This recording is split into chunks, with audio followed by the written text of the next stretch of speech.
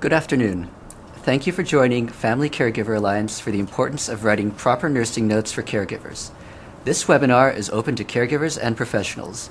CEUs are available through the Board of Behavioral Sciences. To obtain your continuing education credit for your MFT, LCSW, LEP, and LPCC license, please email chu@caregiver.org with your name, license number, and type if you haven't already done so. My name is Calvin Hu, and I'm the Education Coordinator at FCA and your host. For nearly 40 years, Family Caregiver Alliance has been working through the Bay Area and across the nation to improve the well-being of family caregivers that are providing long-term care. We offer caregiver support through classes, workshops, publications, retreats, support services, research, and advocacy. You can visit us at www.caregiver.org. For the duration of the presentation, your phones will be muted. If you have any questions, you can ask them by going to the GoToWebinar question box on your screen. We'll answer as many questions as we can at the end of the presentation. At the completion of the webinar, you'll also be asked to give some feedback, and we use this for help in shaping future education programs. So I'd like to thank you in advance for filling those out, and we always really love to hear from you. Today I'd like to introduce Erwin Saracho, who is our guest for this month's webinar. Erwin has been in the medical field for 6 years. He specializes in geriatrics, focusing on Alzheimer's and dementia. During his medical career, he has been a director of resident services for an independent living facility, a staffing manager for a healthcare company, as well as an avid volunteer for Little Brothers Friend of the Elderly, San Francisco chapter. His goal for the next year is to complete his FNP program. Erwin also enjoys hiking, camping, and traveling, so he's a bit of an outdoorsman. So now that you know a little bit more about our guest, I'd like to turn things over to Erwin. Hi, everyone. Again, thanks, Calvin, for the introduction. My name is Erwin, and to actually tell you a little bit more about myself, I am indeed one of the registered nurses for the company I work for.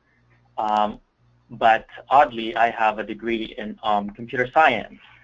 But I also have about 2 semesters left, as Calvin noted, for my nurse practitioner program. So I am definitely excited to finish that. So again, welcome to this afternoon's presentation. And what we're going to be discussing about is the nursing documentation. If you have any questions at any point during the presentation, please feel free to reserve them at the completion of today's lesson. So with this particular presentation, our objectives are we will learn about the common mistakes that the caregivers, or let's just, for this purpose, we're just going to call them CGs, and not just the CGs, but also nurses, the common mistakes that they make during documentation. Also, we're going to learn how to properly complete a nursing documentation and how that plays into the team coordination and effort in providing care to your client. Also, the documentation, we can state the goals, and also on how we can effectively communicate that particular documentation to your fellow team members. And lastly, promote good nursing care. Next slide, Calvin. So I want to tell you a little brief history of documentation. So as we know, our founding mother of nursing is Florence Nightingale. And during her time period, she primarily used documentation to communicate what the MD had prescribed and how to try to implement that, the doctor's orders. By 1930s, another nurse, Virginia Henderson, she also promoted documentation when she introduced nursing care plans and tried to communicate that nursing care plan to her fellow team members. And by the 1970s, the documentation has become a very important part of the nursing practice because, as in nursing, it's ever changing. And additionally, we have to abide by a lot of the guidelines and regulations that the agency has tried to implement. So that's a little history of the documentation. Calvin, next slide, please. So with my line of work, and probably your line of work as well, I get asked a lot about from my peers and caregivers and my fellow nurses that I get asked, what are the common mistakes that you typically find in their documentation? And so in front of you are just several things that, several mistakes that the caregivers and nurses for that matter makes, and I have personally seen in their documentation. One is the log was not timed or dated or initialed. They're not able to record the care that they had provided to their clients. I had one of my caregivers, actually she had an 8-hour shift, and she only had 3 sentences the entire time. And I went back to her and said, this has got to be, the least amount of documentation I've seen out of the 8-hour period that she had worked. The next one is, their penmanship, and a lot of the spelling errors I've seen, and also how the sentences are composed. Also, I see a lot of unused and unapproved abbreviations, and sometimes they would use their own abbreviations. And also a lot of subjective notations in the documentation log. Also not recording the inputs and outputs, whether that be, liquids, solid foods, or not even just recording the urine output of their clients. Next slide, Colin.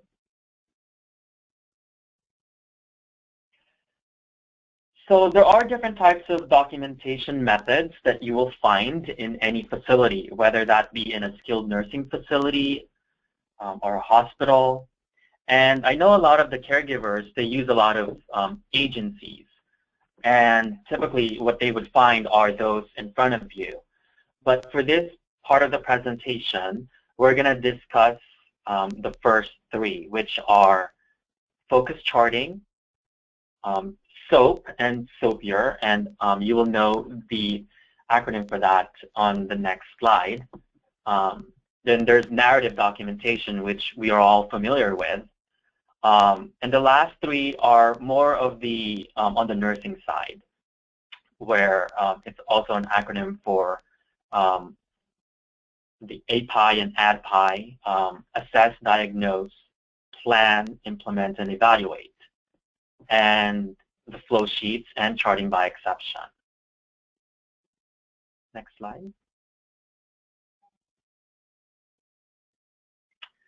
So on the focus charting, it's primarily based on your client's concerns and behaviors. For this example, for instance, if you know that your client urinates frequently, but if you notice in one of your shifts, if he or she has not urinated, you would do a focus charting on that particular issue. Also, it's based on the client's condition or behavior, and a lot of my geriatric patients, most of them, the majority of them actually have dementia, some form of dementia. Most of them have the disorientation of time, and sometimes they would ask you, who are you? And if you want to focus your charting on that particular issue, I see a lot of, I try to encourage my caregivers, if they want to continue their nursing career, I sometimes tell them this has got to be the, the most simplest methods of documenting. But also a significant event in the client's treatment, such as surgery. And as you can see on the right-hand side with the example, for instance, the difficulty breathing. And you see, again, you see a lot of that labored breathing and shortness of breath with the geriatric clients. And on the progress notes that they have there, they use a data, action, and response. So basically, on the data part, since their focus charting is regarding breathing, you would collect all the subjective and objective information that you feel that you see from your client's status, and the action. What action have you completed, or the care that you provided on how to alleviate their difficulty of breathing, and the response of your client. Next slide.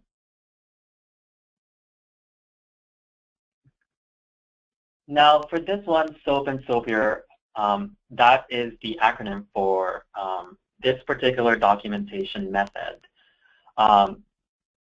Subjective, objective, assessment, plan, intervention. Sometimes I'd like to do substitute implementation on the I, and evaluate and reevaluate. If all those plans that you've created doesn't work, then you reevaluate and do the same documentation method again.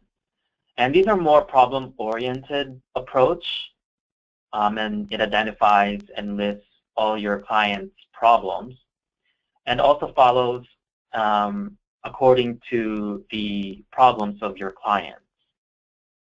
And on the next slide, as an example, with the geriatric clients, you see a lot of, which this is a very good example of it. You don't necessarily have to put a number on there as you see there. Just for me, I would just include what the problem, and which is a good thing, because skin integrity is what I find in the geriatric population is very important. And as you can see at the SOAPIER format, they use subjective. And if you're going to be subjective in your documentation, I always encourage my caregivers and nurses to put quotations in their subjective documentation, because if you don't, again, I try to discourage them from formulating their own opinion when it comes to documentation, unless, again, a quotation is included. Next slide. Now, for the third one, the narrative charting. This is a very common thing that the caregivers use. And during the hiring process, in my personal experience, I would ask them about, how good are their transferring skills. But lastly, most of the caregivers, what they usually do is what you see in front of you is they write a whole bunch of sometimes irrelevant information that they add, and I try to discourage them that. And so I just try to go to a very simple format, like one, the focus charting. But for the narrative charting, all of what happened, for instance, if a caregiver has an 8-hour shift, those are all recorded in chronological order, covering a specific time frame. For instance, for 0800, caregiver arrived at client's house. That's what I typically encourage my caregivers to do, not this narrative charting, because what I find in my field, a lot of the nurses and experienced CNAs, if they have 5 to 10 years experience with their experience, that's when I actually usually see narrative charting. And again, that is recorded in the progress notes. And this can also be used by itself or be complemented by other tools such as a flow sheet and checklist. And I know checklists for us is a lot easier because everything is there, and all you have to do is put a check mark to see if your ADLs or your range of motion has been met. Next slide, please. So what are the principles of documentation? One, be objective. Only document what you see. Also be specific to whatever care that you provided to your client, whether that be assisting them to go to the bathroom, if they've used an assisted walking device, what kind of meal you have provided to your clients, whether it be breakfast, lunch, or dinner. Also be clear and concise with your documentation, and record all relevant information that's pertaining to the care that you provide to your client. I have one of my caregivers, we have a 24/7 case, and basically she would write everything down. And when I was reviewing the documentation, there are some irrelevant information that was added. And she said at 10 o'clock, the Roto-Rooter arrived to fix the kitchen pipes. And I had called her at the end of her shift, and we just started laughing because I had told her, that's not really relevant to the care that you provided to your client. And again, respect confidentiality. We want to always abide by the HIPAA regulations.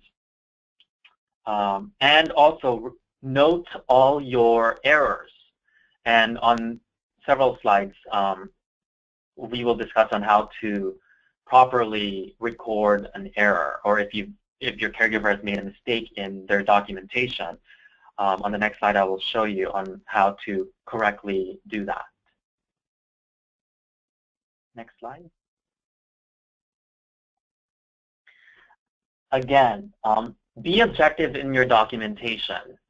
Only note in your document what you've seen and what you've heard, and not make assumptions or any conclusions on what happened. A few days ago, one of my caregivers had noted on her documentation that she said that at 1100, her client fell. And that's exactly how she noted it in her document. And so I was kind of concerned because when I talked to her after her shift, I had asked her if you actually see your client fell. And if you do, then clearly note that and the time. But if you just found your client lying on the floor, the proper way to document that is client found lying on the floor, not client fell. Because if you have a conserved client, like we have several of them, the conservator reviews those things, and if the conservator clearly sees that, then they would question the caregiver and ultimately the agency, and that's what we're trying to avoid. Another example is when your client is bleeding. You always should document the amount of blood that has been lost, the color or consistency of the blood, and where the client is bleeding. And not just that, what the caregiver has done to stop the bleeding. For me, what I found the most when I do my nursing documentation is I know caregivers typically don't administer medication because all they can do is medication reminder. Now, what happens is if and I get this all the time as well, is that, oh yeah, my client refused to take their medication. And almost always, they don't document that their clients refuse their medication. So the only time I would document that is if I ask the client 3 times, and if they refuse 3 times, the way you would document that is the time that they had declined to take their medication. And sometimes I usually wait an hour later, depending on the medication that they have. I usually wait an hour and ask them again, and almost always they would say, "Okay, I'll take my medication now." And for the caregiver, I would advise to say the same thing. It's like, okay, wait an hour, and then ask their clients again to see if they want to take their medication. Next slide. So again, be specific about your documentation. Caregivers or nurses, for that matter, should not document what they've heard from someone else. Again, if you're sure and if you want to be subjective about your documentation, make sure you just add quotes. Like for instance, since the family member is usually in charge of your clients, and obviously they know what they like and what they don't like, they would tell you, oh, my husband does not like to eat green vegetables. And so if you're trying to serve your clients lunch and you've included so-and-so ate green vegetables and you made a mistake, again, I'll show you on how to correct that. Also, generalized statements should be avoided. For instance, patient had a fair night. Well, fair is very subjective. And again, and also patient seems well rested. Well, what do you mean by seems well rested? Be specific with your documentation, because the way I would read that is, well, did your patient, and knowing your patient or your client, did they mean they only got up once to go use the bathroom, twice to go to the bathroom, and then they had 4 or 5 hours of rest? So that's what I mean by be specific. Next slide. Also be clear and concise with your documentation. Sentences should be proper sentence should be structured correctly, and also should be spelled and neatly written. I know nurses tend to be a perfectionist, but I myself, when I don't know how to spell something, I would just go back to my documentation and do a correct spelling later on. But for instance, an example of a proper sentence, structured sentence, is transferred client from bed to commode and assisted to go to the bathroom. Also, the use of abbreviations that is not approved by the boards should be avoided, and not use or invent their own. An example of it is NKA, no known allergies.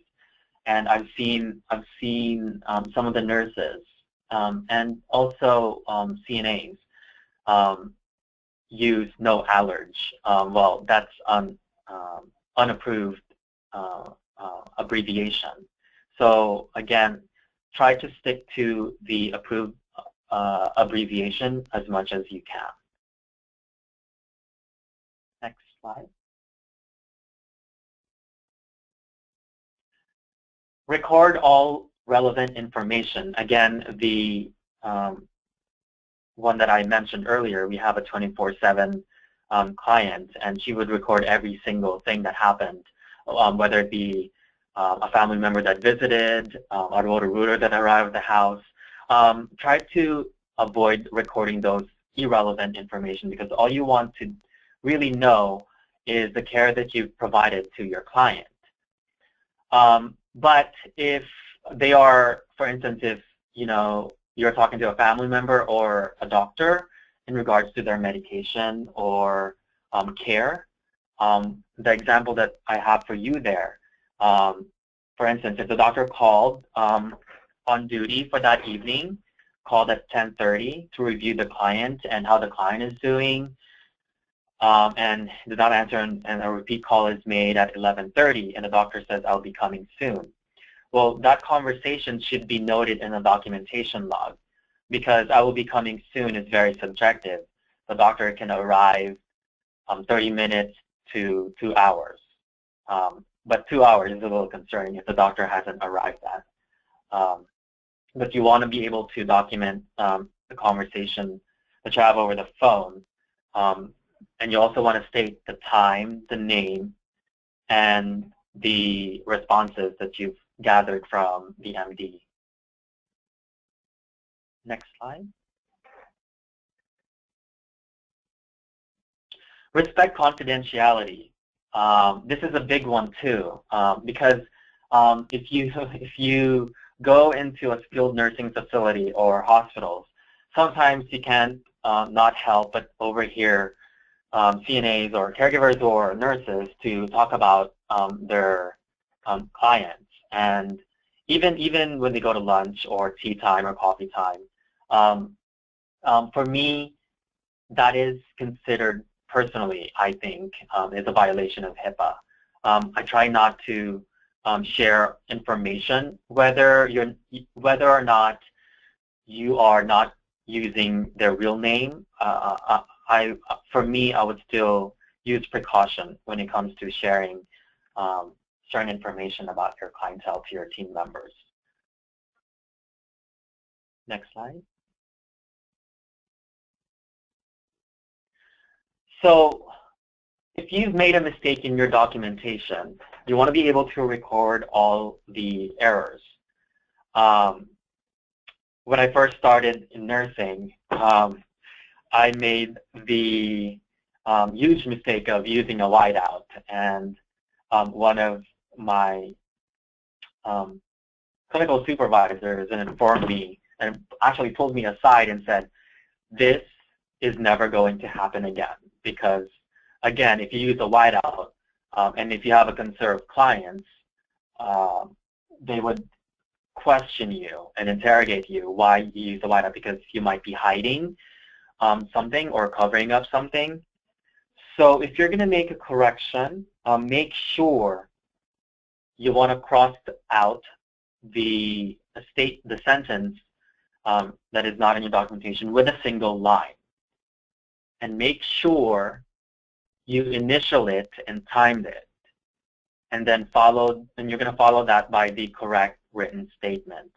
I see a lot of the caregivers even use scribbles or a cross, and again, the only way that you would make those corrections is with a single line, initialed and timed. Next slide. So what are the rationales for documentation? So again, since the documentation are the eyes and the ears of caregivers and nurses, for that matter, documentation, it provides a means of communication between your team members, especially if you have a change of shift. I like to, for me, when I do my my shift, I usually like to arrive 30 minutes early in order for me to read the prior nurse's notes, because I want to be able to have that anticipation on what's going to happen with my client. It provides me a lot of information on what they've done prior of me arriving to my shift. But it also gives you hopefully a complete and accurate documentation with the care that you've provided to your client. Also, documentation, again, if you have a conserved client, they look at those things and they can pretty much tell if, the care that you provided, if it's according to their standards, or if they decide to question certain things, that's pretty much proof of the care provided that you've given to your client. And also, the documentation also provides the quality and the type of care that you provided to your client. Again, going back to the narrative documentation, I sometimes discourage the new caregivers and nurses to do narrative documentation because, one, that takes a lot of time and a lot of effort to even write a narrative documentation unless you're perfectly experienced. Next. So if you have any other questions for me, and that pretty much concludes about the nursing documentation.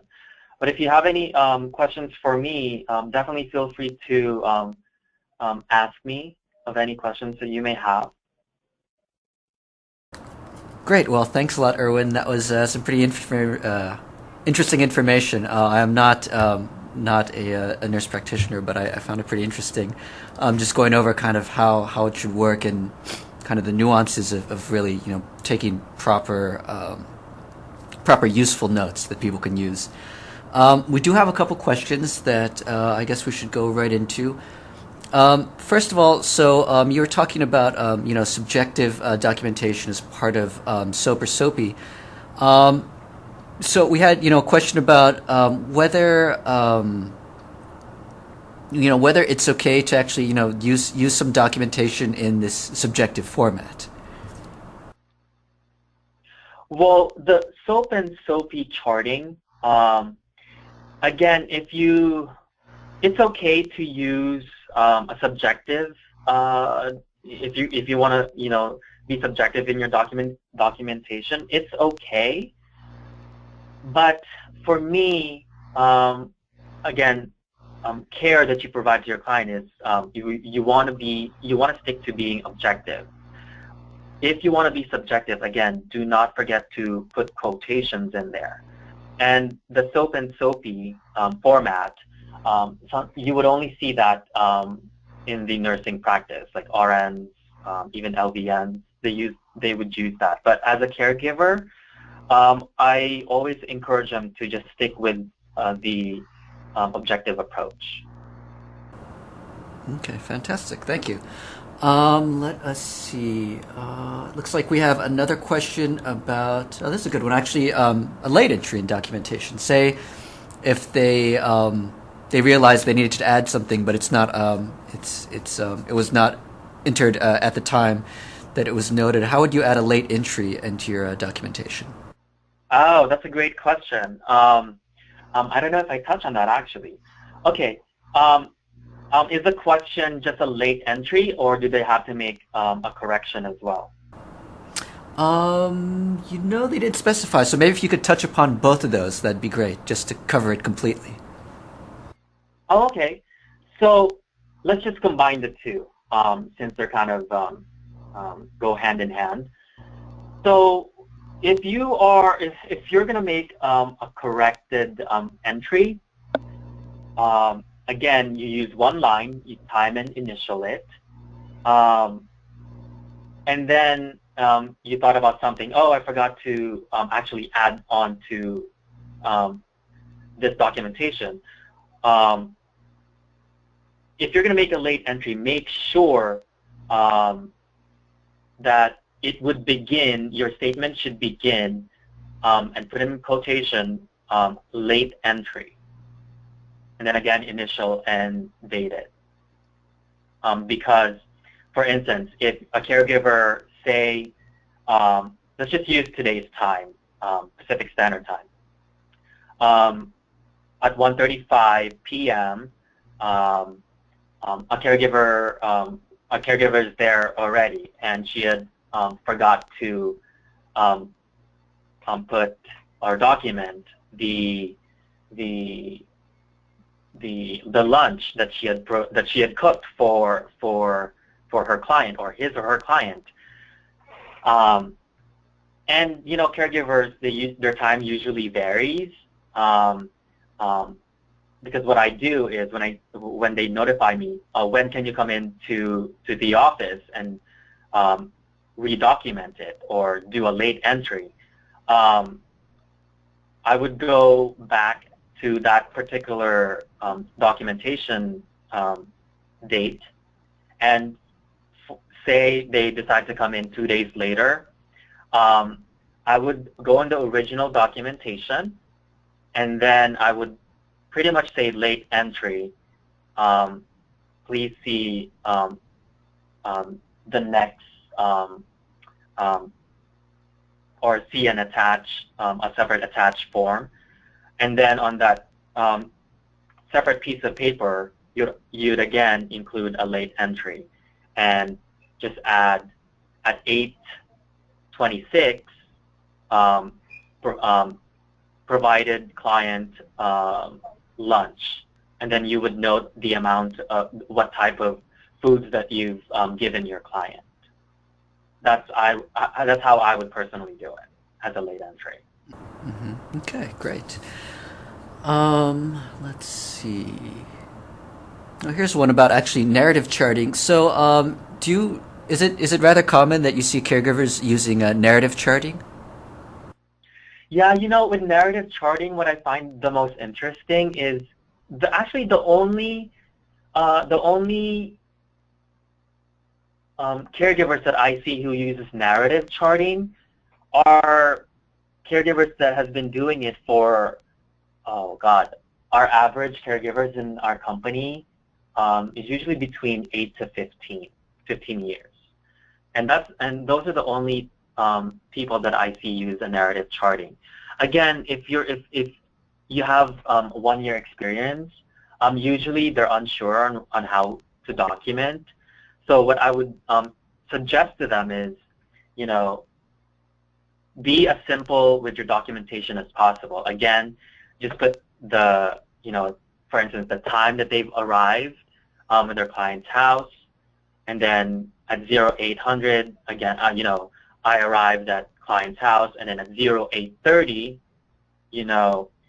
reminded client to take their medication, and so on and so forth. Not because the narrative writing, to me, it looks like an autobiography, and that's just, and sometimes it includes irrelevant information that I don't need to know. So.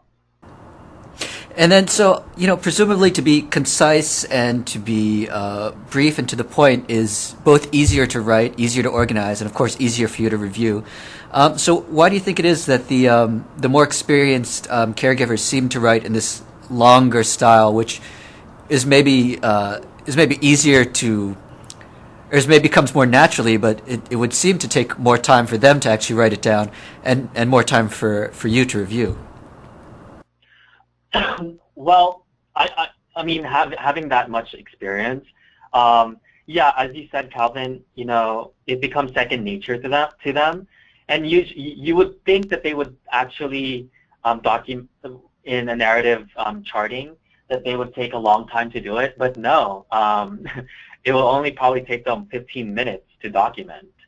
And most of the experienced caregivers that I find, they're very consistent with their document. They don't include, at 1100, the Roto-Rooter arrived at my client's house. No, basically they just include the care that they provided to their clients, the food that they've given to their clients, the medication, because those are very pertinent information that needs to be in the document. Great. Let us see. Okay, well, here's actually just, I think I actually know the answer to this, but I'll pass it your way. And this is just one of those, just to make sure questions. So they're wondering if you make a correction in charting. I think you mentioned already that scribbling is out is not okay, and neither is whiteout, of course. As you mentioned, presumably because it might imply some kind of deception in that when you're scribbling it out, instead of just a natural response that someone might do, it's you can't actually see what's written under it. So as you said, it might imply a cover up. So I do take it again just to reiterate that scribbling corrections is not something that's acceptable. Yeah, it's definitely frowned upon. Hospital more importantly, but also in a skilled nursing facility. I haven't come across a nurse or a CNA or a caregiver that actually use the whiteout. But on rare occasions, I would definitely, well, I myself included, I've had the misfortune of using a whiteout in my early charting days. But again, if you've got experience, you would know to not do that, right? Basically, stay away. Don't scribble. Don't cross it out. Just strictly one line. And again, if you want to make a correction, you would just put it in quotation, whether it be a late entry, just state late entry or correction below. Mm-hmm, mm-hmm. Okay, great, thank you. We have. Okay, this is a good question. So we have a situation where an incoming caregiver who's taking over for a shift change, as you mentioned, has arrived, and they arrived 30 minutes as you have arrived to make sure they have plenty of time to review the notes and to understand what issues they might be facing. But they pick up the notes and they realize they can't read them. They're completely illegible. What would be a good response in that situation so they could get that information that they need to be able to provide the best care? Okay. Actually, I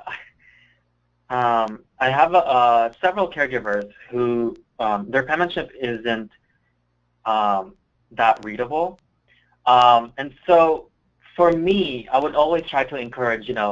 This is a team effort and this is a collective effort for everyone, because again, there are 2 or 3 caregivers in sometimes 4 on a 24/7 case, and if that would happen.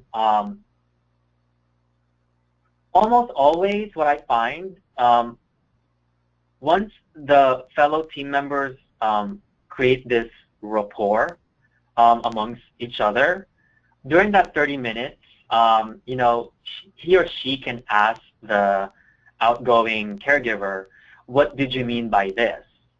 But if it's, if they don't, because you don't want to create animosity towards, amongst your team members, right? So if they don't have that friendship or rapport, what I recommend the caregivers is to contact their supervisor and say, oh, this documentation I can't read, and so I don't exactly know what the prior caregiver did. So it is up to that supervisor to contact the caregiver before and clarify on the documentation.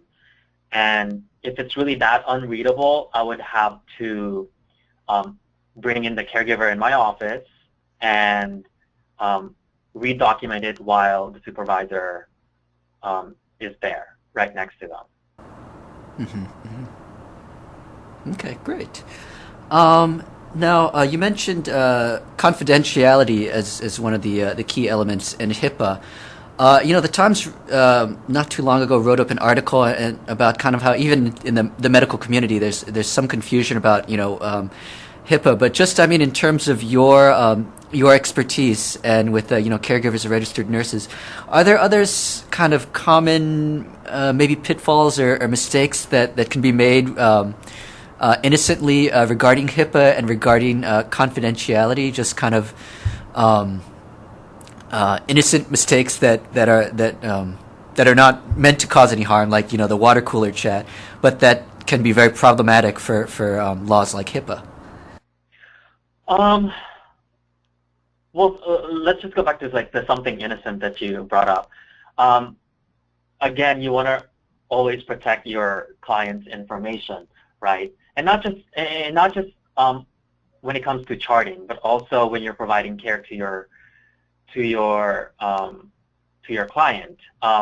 When I go to a skilled nursing facility, and we have a couple of clients that are actually on a skilled nursing facility, and you, for me, when I observe the CNA's work, sometimes when they provide a bed bath to their clients, or they're dragging them in the hallway to provide to give them a bath, sometimes they don't really cover them, or pull the curtains and close the curtains.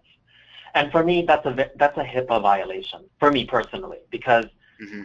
if I'm going to be providing, you know, um, intimate care to my client, you always want to close that curtain or wrap them in a towel of some sort.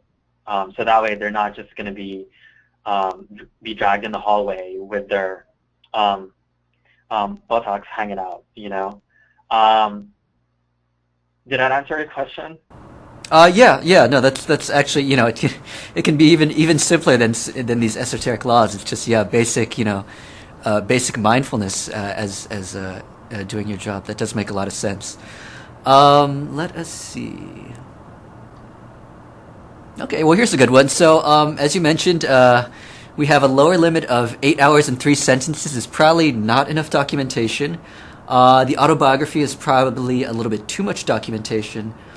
So, could you give maybe just a general idea of what kind of, in terms of the amount of detail, might make sense in terms of giving just enough information that explains, what happened in an objective way, but also that doesn't include anything too irrelevant? Oh, sure. Let me give you a good example. One of our clients, um, she was in a 24/7. She's a 24/7 case, and one of our caregivers there, um, and she is one of the most amazing document.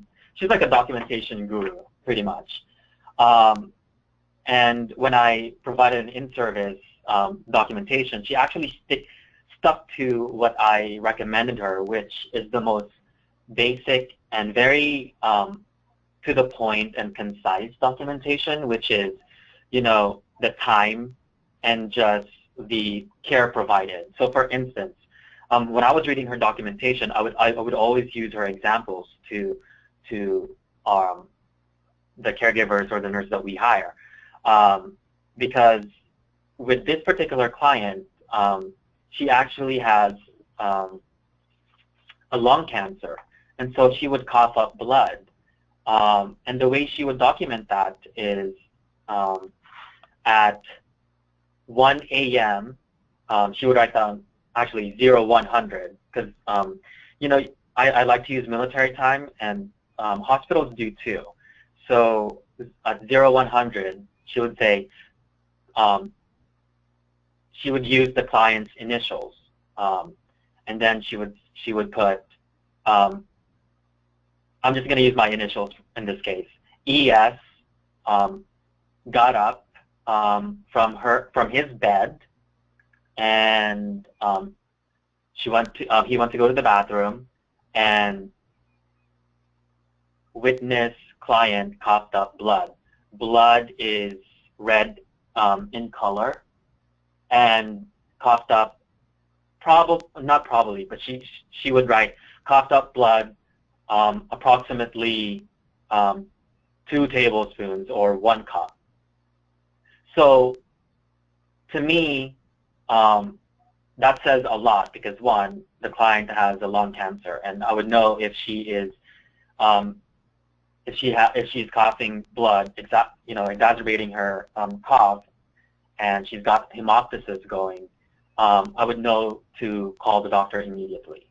So her concise and very specific documentation, I couldn't say anything bad about it. So for me, again, I try to avoid I try to discourage the caregivers to use narrative charting and just stick to, the hours and then the care provided. And then, say, when you work with, less experienced or newer caregivers, do they tend to under-document and not provide enough information, or do they tend to provide too much, including, not too much, but provide long narrative documentation with like a lot of irrelevant information, or is it just kind of vary depending on the person? Well, it varies depending on the person. You mentioned something that the new caregivers, what I find most is that they under-document, and they're very vague with their documentation.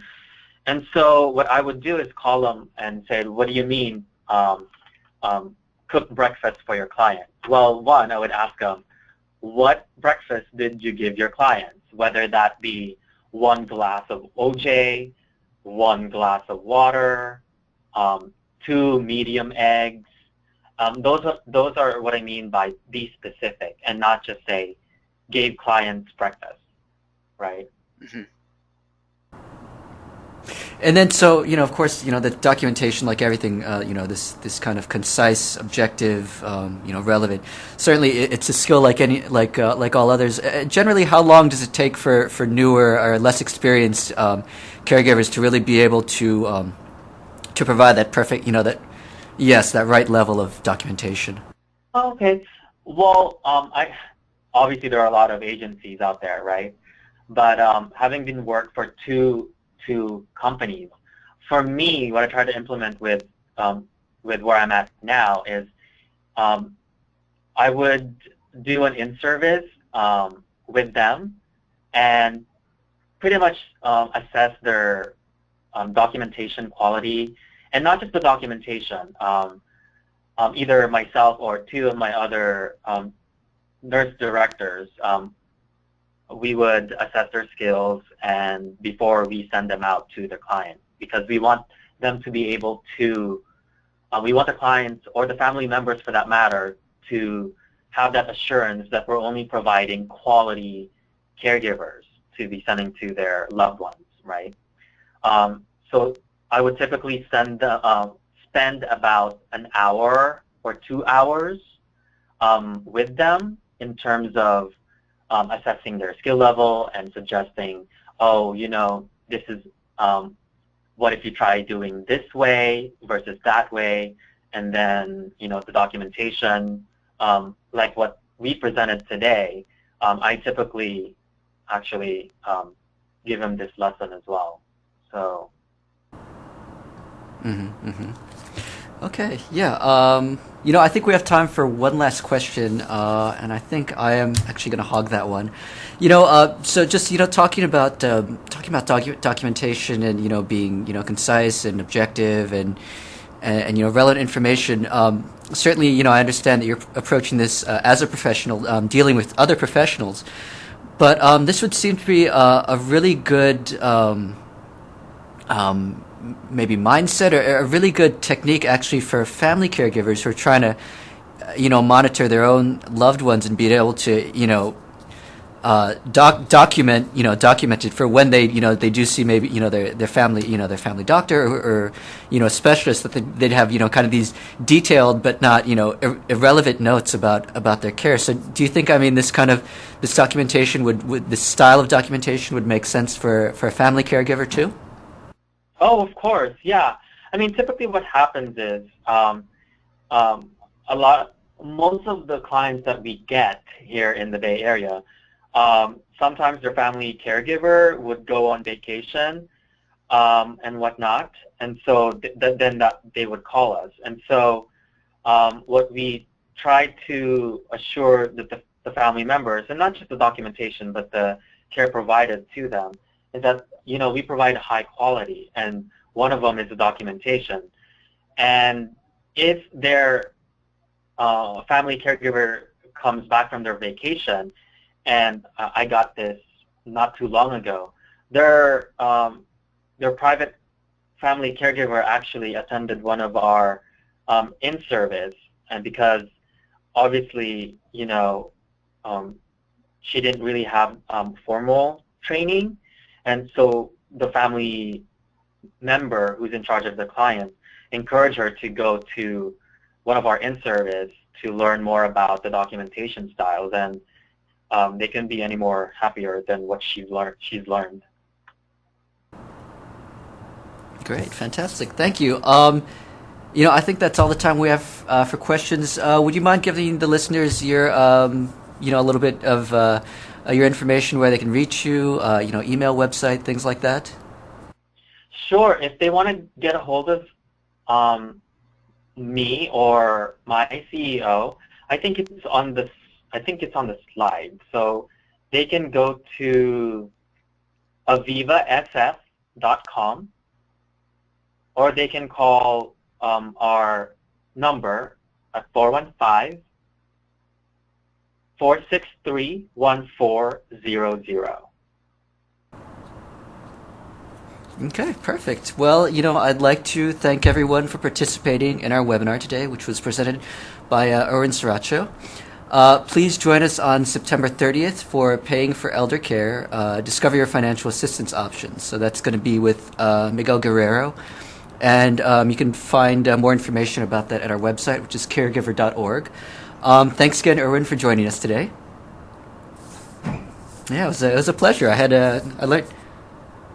learned a lot. I'm sure everyone else did, but I certainly learned a lot today. So the webinar is now concluded. We hope to see you all next month, and have a great afternoon. Have a great afternoon.